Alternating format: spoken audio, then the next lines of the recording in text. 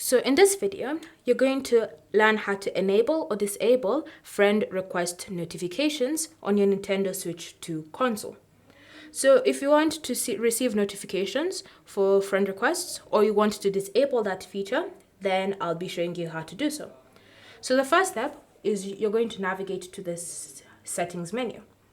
Once you're in the settings menu, you're going to scroll and select the option notifications and then select friend notification settings.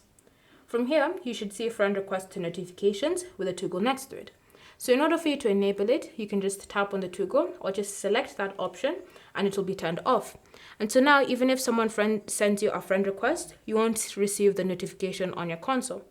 If you want to enable this feature so that every friend request you receive a notification, you can just enable that and it will be turned on. So it's up to you to decide how you're going to be using this feature on your Nintendo Switch 2 console. Thank you for watching. If you have any questions or comments, leave them down below and we'll get back to you.